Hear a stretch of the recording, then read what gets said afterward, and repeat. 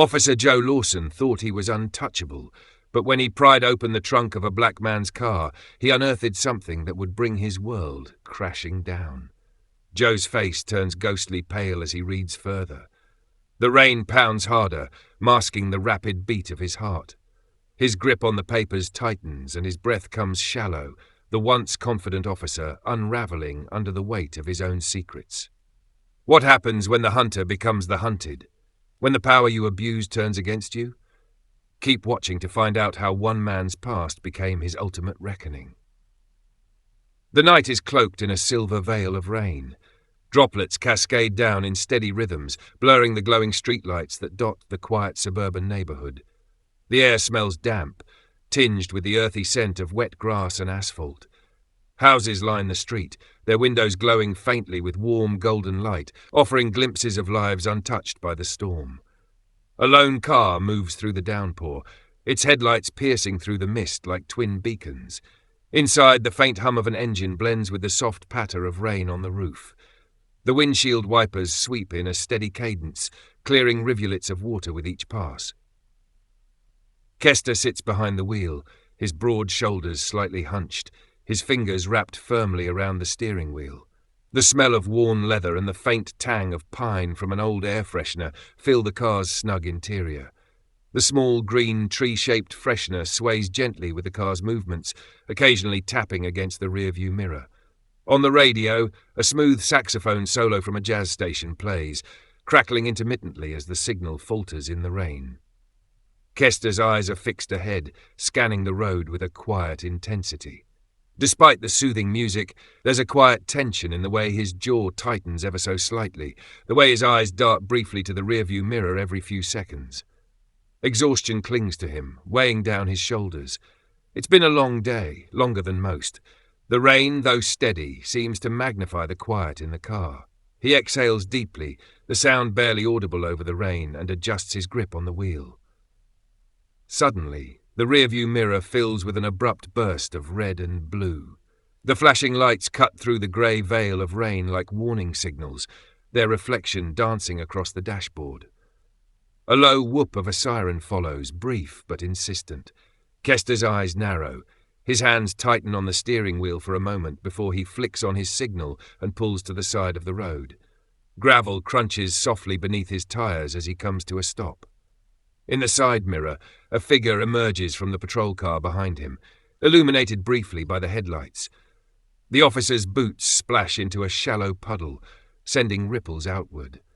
The sound of his steps is sharp and deliberate, cutting through the muffled roar of the rain. Joe walks up to Kester's window, his form partially obscured by the streaks of water trailing down the glass. The officer's uniform is dark and damp, the rain beading off the fabric. His hat, tilted slightly forward, shields his face from the worst of the downpour, but rivulets still streak down the sides, dripping onto his collar. As Joe leans closer to the car, the beam of his flashlight cuts through the rain and into the interior. The bright light sweeps over Kester's face and hands before settling on the dashboard. Kester rolls down the window, and with it comes a rush of damp, cold air. The smell of wet earth and asphalt is sharper now, mingling with the sterile, metallic tang of rain-soaked concrete. Joe's voice is curt, devoid of pleasantries. License and registration. Kester looks up, his calm eyes meeting Joe's. There's no trace of hostility in his expression, but there's an unmistakable sharpness in the way he observes the officer.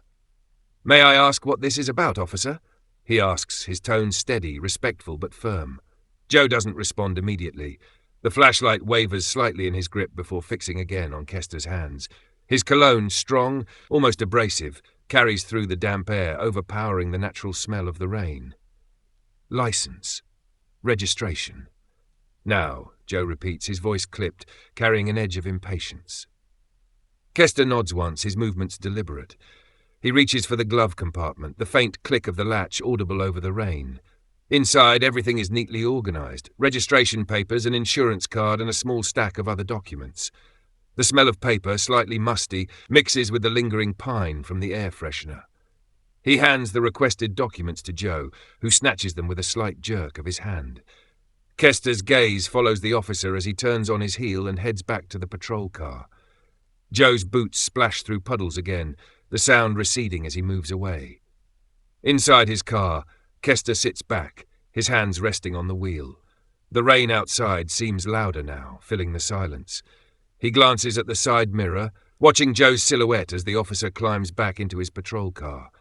The glow of a screen lights up Joe's face faintly, the details blurred by the rain-streaked glass. Kester adjusts the volume of the radio, the warm tones of the jazz filling the small space once more. He takes a slow breath, exhaling as he shifts slightly in his seat. His calm exterior betrays nothing, but his mind is alert, calculating. Joe emerges from his cruiser, his boots striking the ground with a deliberate rhythm that cuts through the constant drizzle. The headlights from both vehicles cast long shadows across the wet pavement, their beams distorted by the raindrops still streaking down. He approaches Kester's car with a grim expression, his brow furrowed, his jaw tight. The air between them feels heavier now, charged with unspoken tension. Without preamble, Joe leans into the open window, his voice carrying an edge sharper than before. "Step out of the car," he demands. Kester remains seated, his gaze steady. "Is there a reason for this, officer?" His voice is calm but unyielding, each word carefully measured. Joe's lips press into a thin line. "You were driving suspiciously," he snaps. His tone wavers slightly, but his hand moves purposefully toward his belt, resting near his holster. The tension is palpable as Kester shifts slightly, his hands still resting on the steering wheel. His eyes meet Joe's, a flicker of disbelief crossing his face before being replaced with calm defiance. Suspiciously? In what way? Joe doesn't answer immediately. Instead, the sound of a dog barking in the distance pierces the rain, adding an unsettling backdrop to the moment. The scent of wet grass drifts in through the open window, mingling with the faint, sharp aroma of rain-soaked leather. "Step out of the car," Joe repeats, his tone rising. Kester exhales slowly, a faint cloud of warmth forming in the cold air. Reluctantly, he unbuckles his seatbelt. The metallic click of the latch echoes in the confined space of the car. He steps out into the rain, the cold droplets instantly soaking through his jacket. Joe wastes no time. Ignoring Kester's objections, he moves toward the back of the car. The sound of his boots splashing through shallow puddles contrasts sharply with Kester's steady, deliberate steps behind him. Joe's gloved hand reaches for the trunk latch, and with a heavy click, it releases. The trunk lid rises slowly, its hinges creaking slightly in the damp air. A faint smell of rubber and metal wafts out, mingling with the earthy scent of the rain. Inside, the trunk is meticulously organized, tools neatly arranged in one corner, a spare tire secured in its compartment, and a single polished black case resting in the center. The case gleams faintly under the red and blue flashes of the cruiser's lights. Joe's expression shifts into one of smug satisfaction. He assumes he's uncovered something incriminating, his lips curling into a smirk. Reaching into the trunk, Joe grabs the black case. The cold surface of the metal feels smooth against his gloves as he sets it on the edge of the trunk. His movements are deliberate, almost theatrical, as though savouring the moment. Kester stands a few feet away, his arms crossed, his expression unreadable. The rain continues to fall, each drop creating tiny ripples in the puddles around them. The distant hum of a passing car briefly fills the silence before fading into the background. Joe flips the latch on the case, and the soft snap of the mechanism is loud against the rain's steady patter. Slowly, he lifts the lid, his smirk widening, until it doesn't. Inside the case is not what Joe expected. Instead of weapons or contraband, he finds a neatly arranged stack of documents. The papers are crisp, their edges perfectly aligned, and a faint scent of ink and paper rises as he flips through them. Joe stands frozen by the open trunk, the rain cascading over his shoulders. His uniform, now thoroughly soaked, clings to him, and water drips steadily from the brim of his hat. The pale yellow light from the trunk's interior casts a weak glow over the documents in his hands. The bold black title on the first page catches his eye. Termination Notice, Officer Joseph Joe Lawson. He blinks rapidly, the rain making it hard to focus, but his trembling hands have nothing to do with the weather. His smirk dissolves entirely as his eyes scan the document. Each line cuts deeper than the last. The charges are clear: abuse of power, racial profiling, multiple community complaints. The words blur momentarily, not from the rain, but from a surge of panic gripping him. He swallows hard, his throat dry despite the downpour.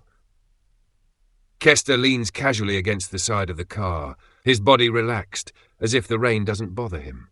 His arms are crossed over his chest, and his expression is calm, almost amused. A faint smile plays at the corners of his lips, though his eyes remain sharp, observing every flicker of emotion on Joe's face. The rain drips off the edge of the car, pooling near his feet. The rhythmic patter of water against metal fills the silence, broken only by the occasional rustle of paper as Joe nervously flips through the stack. Joe's breathing becomes audible, shallow and uneven, his chest rising and falling quickly. He clutches the papers tighter, the edges of the sheets bending under his grip. His fingers, red from the cold, fumble through the documents. What is this? His voice cracks as he speaks, barely above a whisper. The smell of wet asphalt and car exhaust mixes with the faint aroma of damp paper, creating a pungent, almost oppressive atmosphere. Joe's face is ghostly pale now, beads of water tracing paths down his temples and dripping from his chin. Joe's eyes dart back to the first page, as if hoping he misread it. But the details are there, plain as day. The list is exhaustive. Improper conduct towards citizens, failure to adhere to department protocols, excessive use of force, racially motivated stops. His jaw tightens and a muscle twitches in his cheek. The colour drains from his face, leaving his skin ashen. His grip on the papers falters, and they slip slightly, the edges dampened by the rainwater dripping from his gloves. "You look surprised, Joe." Kester's voice cuts through the rain, calm and steady, carrying an undercurrent of quiet authority. He doesn't move from his spot, his posture relaxed but purposeful. Joe's head snaps up, his eyes wild. "What is this?" he barks, though his voice lacks the confidence it carried earlier. Kester tilts his head slightly, his smile never wavering. It's all there, every mistake, every abuse of power. It's amazing what a little transparency can uncover. Joe's mind races, his thoughts disjointed and frantic. The rain feels colder now, soaking through his uniform and chilling him to the bone. The realization that he's holding irrefutable evidence of his dismissal, and worse, the reason behind it, hits him like a punch to the gut. He stammers, the words tumbling out in a disorganized mess. This is a setup. You planted this." His voice rises, the desperation in it unmistakable. Kester pushes off the car and takes a step forward, his movements deliberate. The faint sound of gravel crunching under his shoe cuts through the rain. "You did this to yourself, Joe. You just didn't think anyone would hold you accountable." Joe's hands shake as he grips the papers, the ink beginning to smudge slightly from the water. He wipes his face with the back of his hand, his movements jerky and uncoordinated. His eyes dart around, looking for a way out, for anything to help him regain control. But Kester remains composed, his presence commanding without needing to raise his voice. His expression shifts slightly, his smile fades, replaced by a look of quiet intensity. "You think you're untouchable, Joe. That badge doesn't give you the right to ruin lives," Kester says, his tone firm. Joe's response is almost inaudible, a weak, "I was doing my job." Kester steps closer, the rain splashing around his feet. "Your job isn't to target people like me, and you know it." The weight of the moment becomes too much for Joe. His legs feel unsteady, his knees threatening to buckle. He leans heavily against the open trunk, the cold metal biting into his palms. The rain seems louder now, each drop a drumbeat in the silence between them. The world around him feels smaller, the steady hiss of passing cars on the wet road a distant hum. His breath catches in his throat, and he looks at Kester with something between fear and pleading. "You don't understand." Kester's gaze hardens. "I understand more than you think, Joe, and so does everyone who's had to deal with you." Kester steps forward, his polished shoes crunching softly against the loose gravel near the shoulder of the road. The rain, now falling in steady sheets, forms a mist around him under the car's taillights. His presence, calm yet commanding, is a stark contrast to Joe's growing panic. Kester's voice is smooth and deliberate, each word cutting through the tension like a blade. "Joe, let me make something clear. I'm not just another guy you pulled over tonight." He slips a hand into his jacket pocket, withdrawing a leather badge holder. With a casual flick, it opens, revealing the gleaming emblem of internal affairs. The reflection of the badge catches Joe's eyes, and his face twists in disbelief. Kester holds the badge steady, allowing the rain to bead and roll off its surface. The faint metallic scent of wet leather mingles with the air, sharp and undeniable. "I'm Kester Daniels," he continues, his voice unwavering, "newly appointed head of internal affairs for this precinct. And you, Joe, you've just made the biggest mistake of your career." Joe stumbles back, his boots splashing into a shallow puddle. The water soaks through the thin leather, chilling his feet. He grips the open trunk for balance, his knuckles white against the dark metal. "Kester, Mr. Daniels! I didn't know!" His voice is strained, cracking with desperation. His words tumble out in a rush, barely coherent. I was just doing my job. It's not what it looks like, I swear." Kester tilts his head slightly, his expression a mixture of disbelief and pity. He doesn't interrupt, letting Joe's excuses hang in the air, heavy and hollow. Joe's hands gesture wildly as he speaks, the damp papers crumpled in one hand. His face is flushed despite the cold rain, beads of water mixing with sweat on his forehead. "It wasn't personal. I just thought."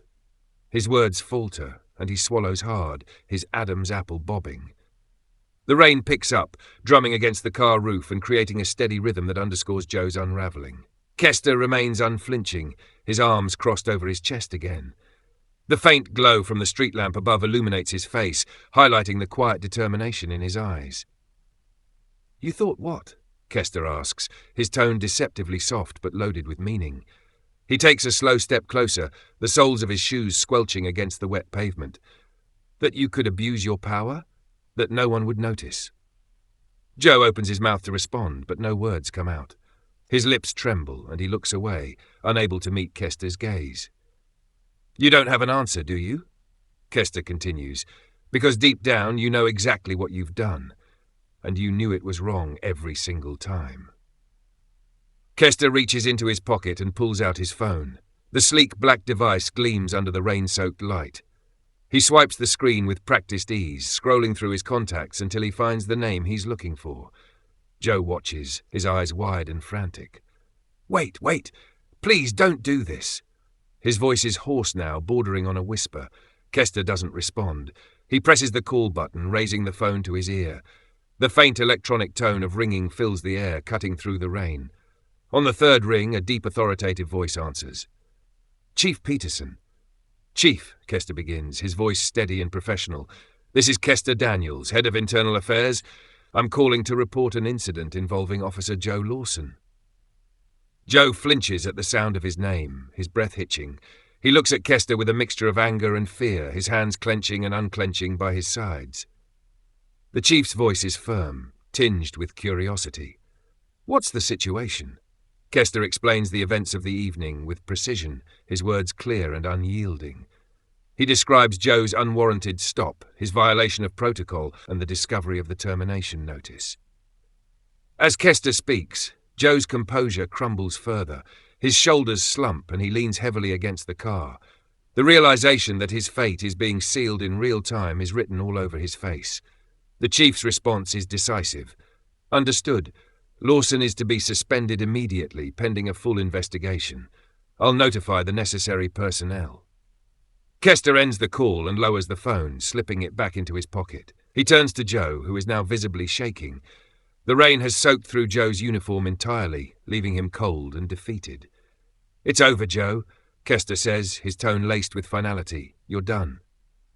Joe's mouth opens and closes, but no words come out. His eyes dart around, searching for something, anything to salvage his position. "You brought this on yourself," Kester adds, his voice softening slightly. "Maybe this is the wake-up call you needed." The rain continues to fall, washing away the remnants of Joe's confidence. The distant sound of sirens grows louder, signaling the arrival of backup. Kester steps back, allowing the moment to sink in. The headlights of the approaching vehicles cut through the gloom, casting long shadows across the scene. As the first cruiser pulls up, its lights flashing, Kester stands tall, a silent symbol of accountability and justice. The rain continues to pour relentlessly, soaking every inch of Joe's uniform. His once pristine badge, now dulled by the downpour, hangs limply from his chest. He stands motionless, his shoulders hunched as if the weight of his actions had finally caught up with him. A second police cruiser pulls up, its headlights piercing through the misty rain.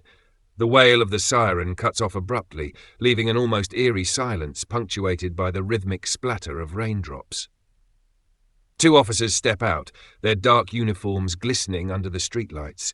They exchange a quick, knowing glance before approaching Joe. One of them, a tall woman with sharp eyes, stops a few feet away. Her voice is firm but devoid of malice.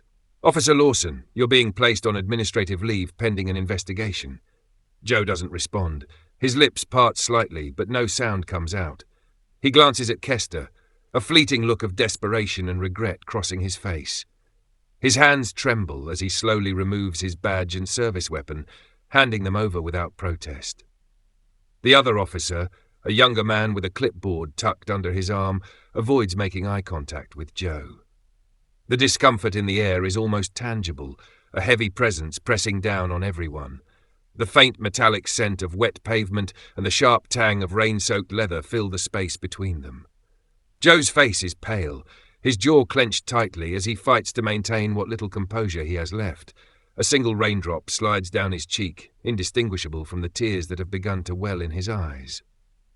Kester watches from a few steps away, his expression unreadable. His hands rest casually in his pockets, but his stance radiates authority. "Joe," he says finally, his voice calm but firm, "this isn't just about you. It's about everyone who trusted you to do the right thing and everyone you let down." Joe looks up, his eyes bloodshot. For a moment it seems like he might argue, but then his gaze drops back to the ground. The muffled sound of rainwater flowing into the storm drain fills the silence between them. As the officers escort Joe to the back of the cruiser, his movements are slow and reluctant. The sound of the car door slamming shut echoes loudly, a final punctuation to his career. The flashing lights of the cruiser reflect off the wet asphalt, casting fractured beams of red and blue into the darkness. The cruiser pulls away, its tires hissing against the rain-slicked road. Joe sits in the back seat, staring blankly out the window as the world outside blurs into a streak of grey. Kester exhales deeply, a visible puff of breath escaping into the cold night air. He adjusts his coat collar against the chill and steps back to his car. The faint scent of rain-soaked earth fills his senses as he opens the door and slides into the driver's seat. The familiar leather of the seat creaks slightly under his weight.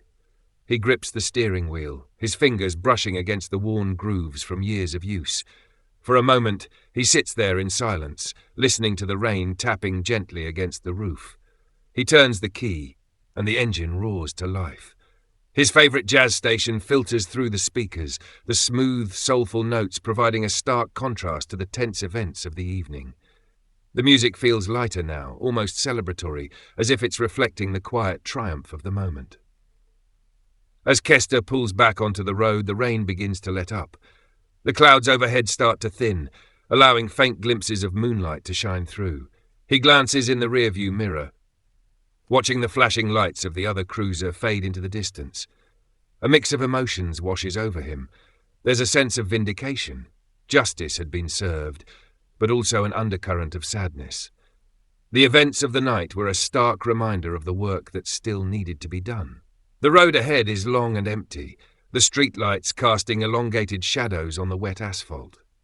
Kester loosens his tie slightly, feeling the tension in his shoulders begin to ease. The smell of rain lingers in the car, mingling with the faint, comforting scent of the pine-scented air freshener.